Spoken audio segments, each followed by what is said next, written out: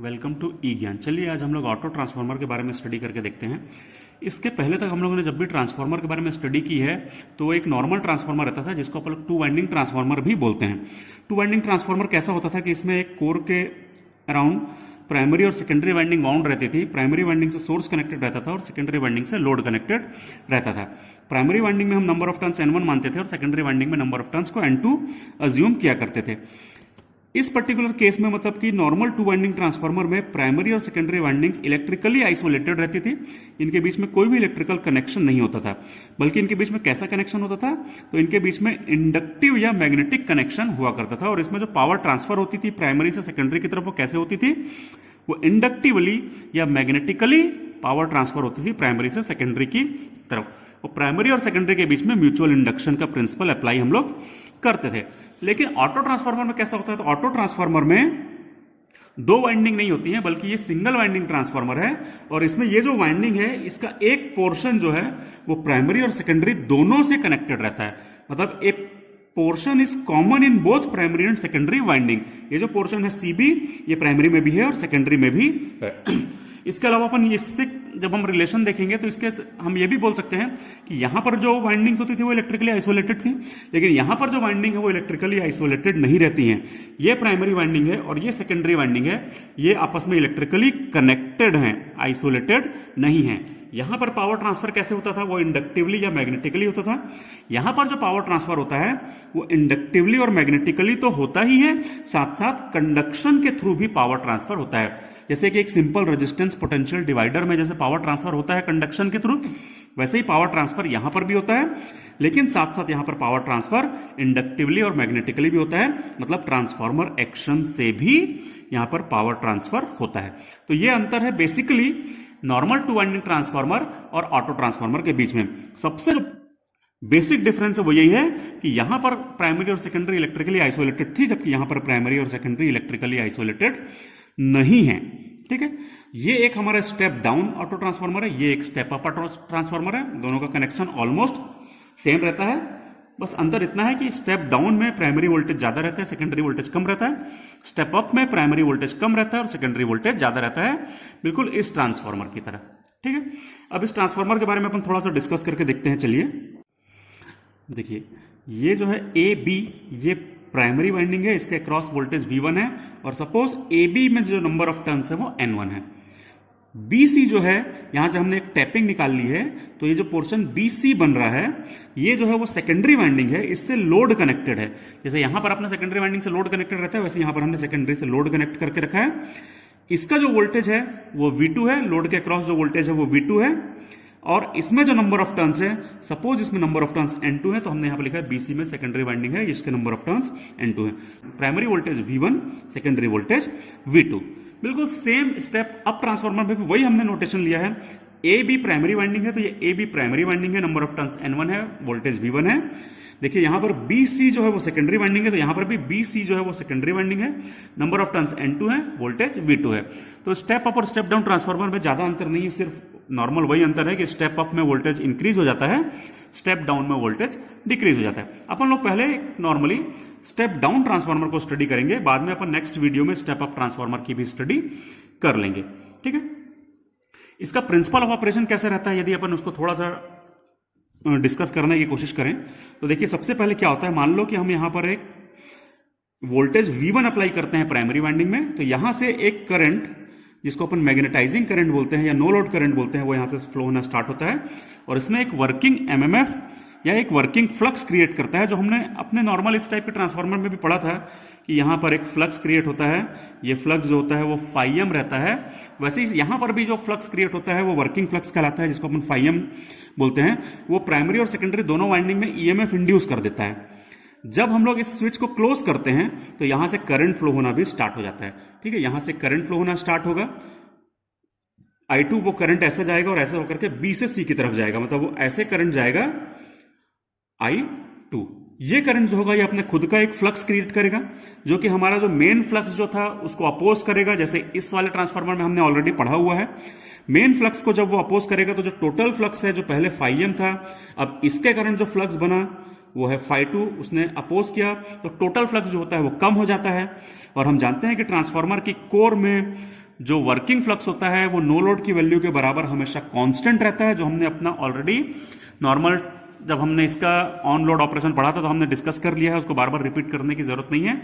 आप उस वीडियो को रेफर करेंगे तो पता चल जाएगा कि जो टोटल फ्लक्स जो होता है वो हमेशा कांस्टेंट रहना चाहिए। तो उसको कांस्टेंट बनाए रखने के लिए कुछ एक्स्ट्रा फ्लक्स हमको क्रिएट करना पड़ता है, और इस एक्स्ट्रा फ्लक्स को क्रिएट करने के लिए यहां से कुछ एक्स्ट्रा करंट फ्लो होता है जिसको अपन I2 डैश बोलते हैं। तो अब प्राइमरी में से ज्यादा करंट I1 फ्लो होने लगता है, मतलब प्राइमरी का करंट कितना हो गया, वो हो गया I1, जो कि नो लोड की टाइम के करंट प्लस ये एक्स्ट्रा फ्लक्स क्रिएट करने के लिए जो करंट की जरूरत पड़ती है वो प्राइमरी से एक्स्ट्रा करंट ड्रॉ करता है I2 डैश के बराबर। तो इन दोनों के समेशन के बराबर टोटल करंट प्राइमरी से फ्लो होने लगता है। तो अब हमको ये पता चल गया कि प्राइमरी से फ्लो होने वाला जो टोटल करंट है वो कितना है। तो प्राइमरी से फ्लो होने वाला टोटल करंट अब हम लोग जान गए हैं कि ये I1 है।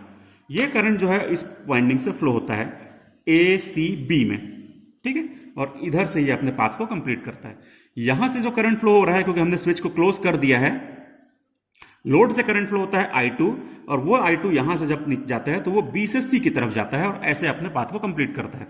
तो अब ये जो पोर्शन है BC वाइंडिंग, यहां पर दो करंट फ्लो हो रहे हैं। कौन कौन से दो करंट? एक करंट है I1 जो ऊपर से नीचे की तरफ आ रहा है, और दूसरा करंट है I2 जो नीचे से ऊपर की तरफ जा रहा है, ठीक है। ये दो करंट हैं जो कि वाइंडिंग BC में से, मतलब सेकेंडरी वाइंडिंग में से फ्लो हो रहे हैं। हम जानते हैं कि I2 जो है वो I1 से बड़ा होगा। I2 will be greater than I1। क्यों?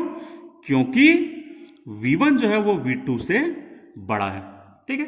तो हमको पता है कि जहां पर वोल्टेज बड़ा होता है वहां का करंट कम होता है, जहां का वोल्टेज कम होता है वहां का करंट ज्यादा होता है, क्योंकि हमको ये रिलेशन नॉर्मल ट्रांसफॉर्मर के बारे में पता है कि V1 upon V2 is equal to N1 upon N2 is equal to I2 upon I1। इस रिलेशन के हिसाब से यदि V1 is greater than V2 तो I1 is less than I2, मतलब I2 is greater than I1। क्योंकि I2 की value बड़ी है और यहां से ऐसे आ रहा है I1, तो जो वैल्यू बड़ी है उसके डायरेक्शन में अपन टोटल करंट मान लेते हैं। तो अब इस वाइंडिंग से ऐसे करके टोटल करंट फ्लो हो रहा है और इसकी वैल्यू है I2 माइनस I1। क्लियर है आपको? आई होप आप लोगों को क्लियर होगा कि इस वाइंडिंग में से देखिए ऐसे करके करंट फ्लो हो रहा है I2 जो मैंने यहां पर बनाया है, और यहां से करंट फ्लो हो रहा है I1 जो मैंने ऊपर से नीचे की तरफ बनाया है। मतलब इस पर्टिकुलर वाइंडिंग BC में कितना करंट फ्लो हो रहा है? या तो I1 माइनस I2 बोलेंगे या I2 माइनस I1 बोलेंगे। तो I2 माइनस I1 क्यों बोल रहे हैं? वो इस कारण से बोल रहे हैं क्योंकि V1 जो है वो V2 से बड़ा है, तो ऑब्वियसली I2 जो है वो I1 से बड़ा होगा।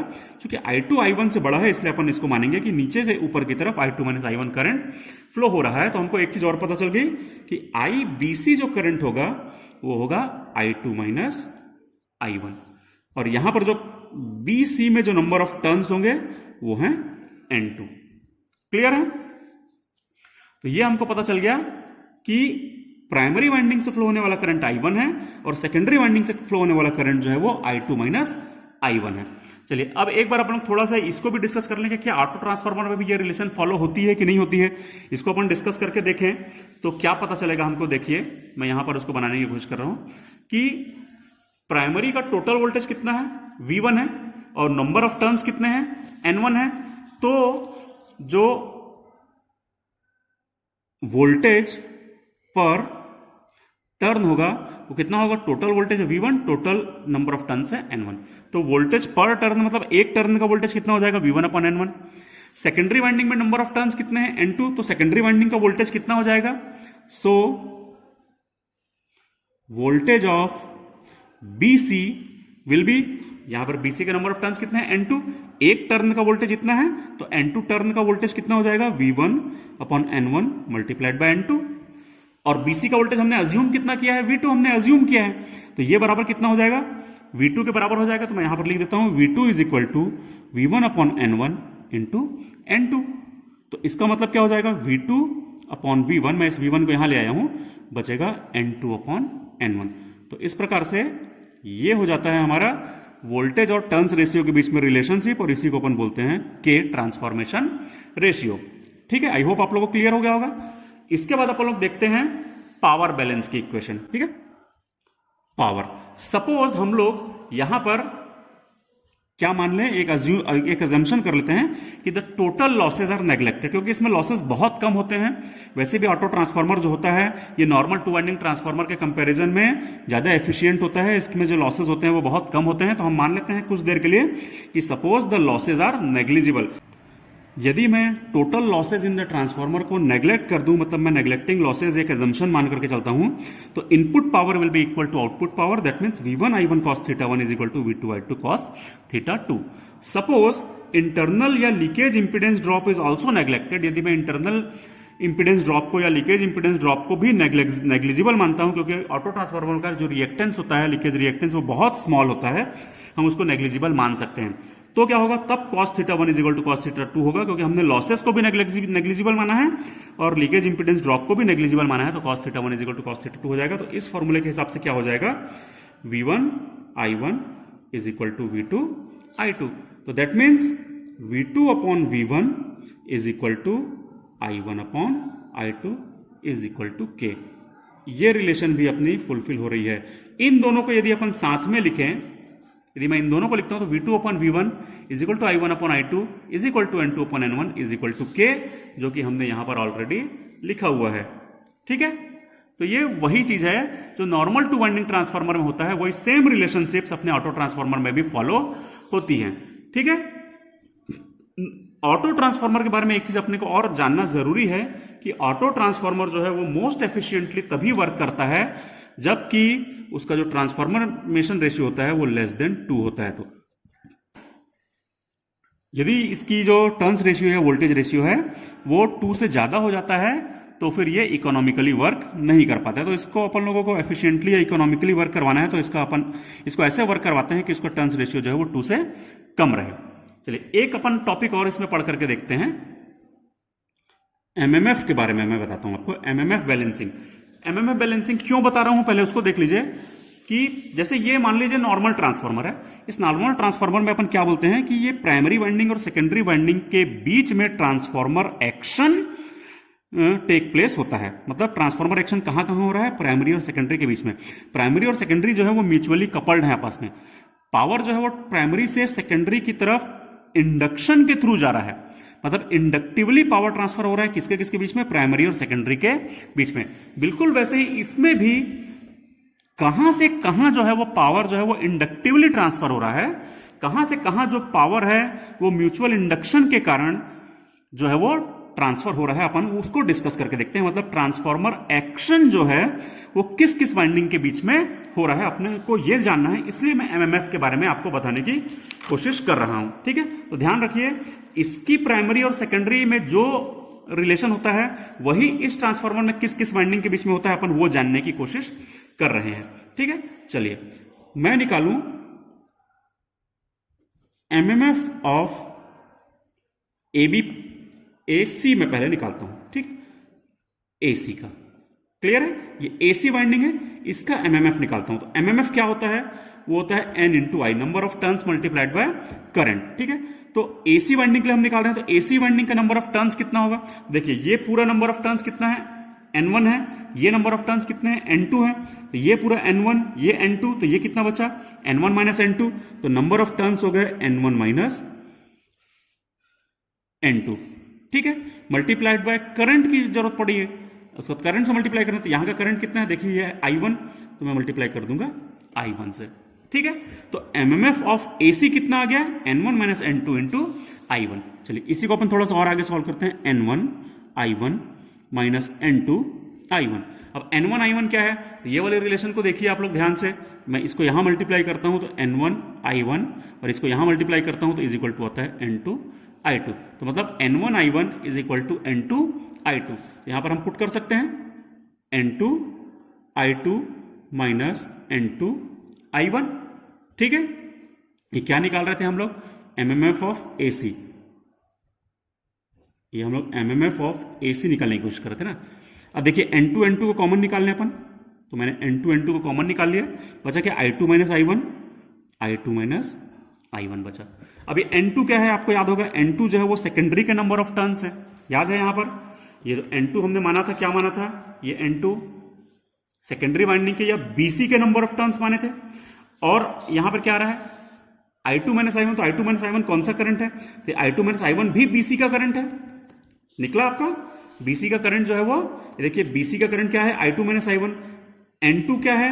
N2 भी BC के नंबर ऑफ टर्न्स है, तो इसका मतलब क्या है? ये number of turns of BC, ये करंट ऑफ BC, तो ये बराबर हो जाएगा MMF ऑफ BC। बराबर क्या हमने शुरू कहां से किया था? MMF ऑफ AC, तो मेरे को यहां पे लिखना है MMF ऑफ AC। तो ये हमको एक रिलेशनशिप मिली है कि AC का जो MMF है वो BC के MMF के बराबर है।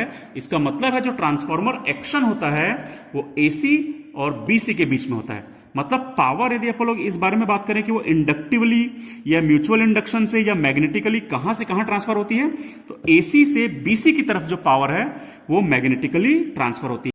ट्रांसफार्मर एक्शन जो है वो प्राइमरी और सेकेंडरी के बीच में नहीं होता है, बल्कि ट्रांसफार्मर एक्शन AC और BC के बीच में होता है। मतलब यदि मैं इस नॉर्मल टू वाइंडिंग ट्रांसफार्मर से इसको कंपेयर करूं तो मैं ये बोल सकता हूं कि AC वाइंडिंग जो है वो प्राइमरी वाइंडिंग को शो करती है और जो BC वाइंडिंग है वो सेकेंडरी वाइंडिंग को शो करती है, क्योंकि यहाँ प्राइमरी और सेकेंडरी के बीच में ट्रांसफार्मर एक्शन हो रहा है, यहाँ AC और BC के बीच में ट्रांसफार्मर एक्शन हो रहा है। मतलब AC से BC की तरफ पावर जो है वो इंडक्टिवली या म्यूचुअल इंडक्शन के द्वारा या मैग्नेटिकली ट्रांसफर होती है और उसको आप लोग बोलते हैं ट्रांसफॉर्म्ड पावर। तो हम ये निकालेंगे कि ट्रांसफॉर्मर एक्शन से कितनी पावर जो है वो यहां से यहां ट्रांसफर होती है और बाय कंडक्शन कितनी पावर जो है वो प्राइमरी से सेकेंडरी में ट्रांसफर होती है। तो वन बाय वन चलिए अपन लोग इसको निकाल करके देखते हैं कि पावर ट्रांसफॉर्म्ड कितनी है। पावर ट्रांसफॉर्म्ड का मतलब मैं एक बार फिर बता देता हूं कि पावर ट्रांसफॉर्म्ड का मतलब होता है इंडक्टिवली या मैग्नेटिकली या म्यूचुअल इंडक्शन से कितनी पावर ट्रांसफर हो रही है। तो इंडक्टिवली या मैग्नेटिकली जो दो वाइंडिंग्स आपस में कनेक्टेड है वो कौन कौन सी हैं? तो वो जो दो वाइंडिंग मैग्नेटिकली कपल्ड हैं वो हमने अभी भी डिस्कस किया कि वो AC और BC हैं, क्योंकि AC और BC का जो MMF है वो सेम है। ठीक है, तो पावर ट्रांसफॉर्म्ड जो होगी वो कौन सी होगी? जो AC की जो पावर होगी वो पावर ट्रांसफॉर्म्ड होगी, जो कि सेकेंडरी में चली जाएगी। और वो पावर ट्रांसफॉर्म्ड कितनी होगी, कैसे निकालेंगे? AC का वोल्टेज मल्टीप्लाइड बाय AC का करंट। ठीक है, क्योंकि हम वोल्ट एम्पियर के रूप में निकालने वाले हैं और वोल्ट एम्पियर के रूप में जब मैं निकालूंगा तो जो VA होता है वो क्या होता है? वो V इंटू I होता है, वोल्टेज इंटू करंट। तो मैं किसका निकालने वाला हूं?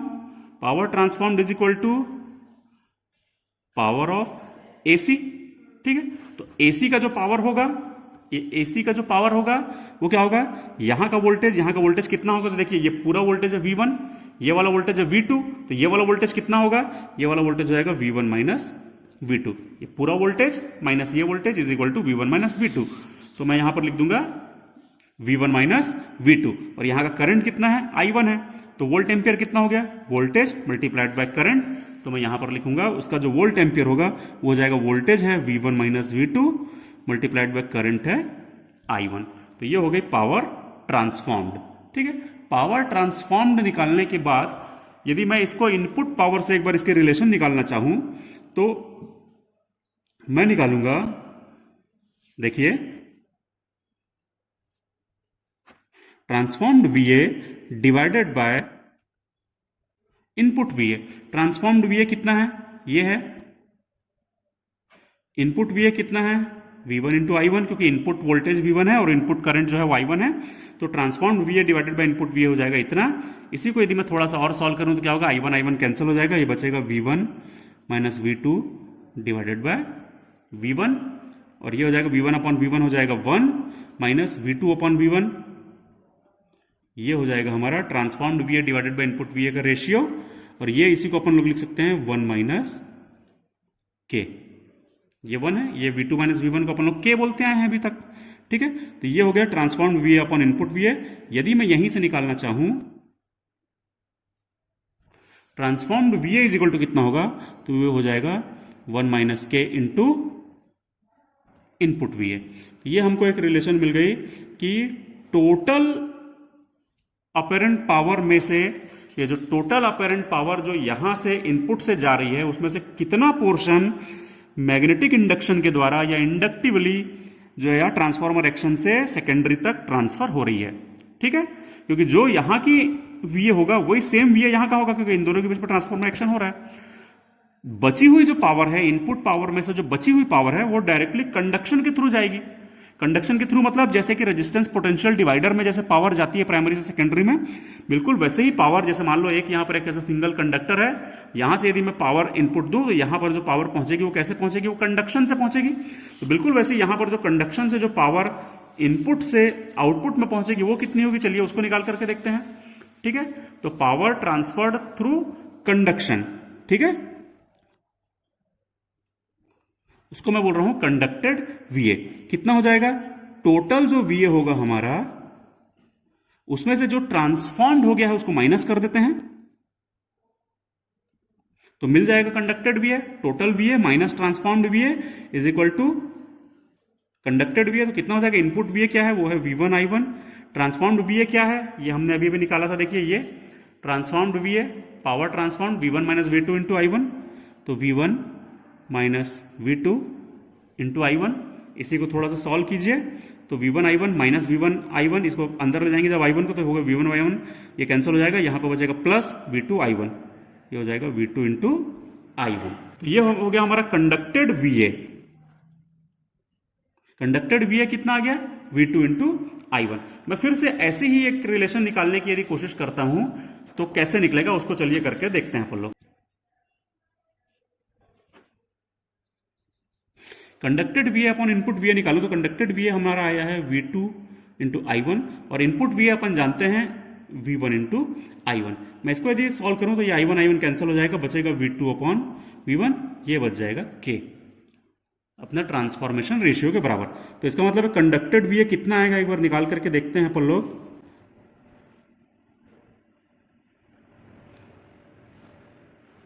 Conducted VA is equal to K into input VA के बराबर आ जाएगा। ट्रांसफॉर्म्ड वीए आया था 1 minus K into input VA और कंडक्टेड वीए आ रहा है K इंटू इनपुट वीए।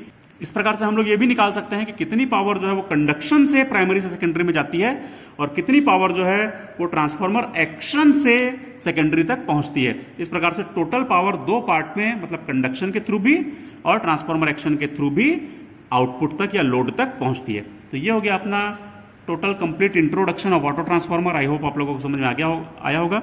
इसके आगे की स्टडी और भी जो कुछ इसके इंपॉर्टेंट कॉन्सेप्ट्स हैं वो अपन अगले वीडियो में पढ़ेंगे। Thank you.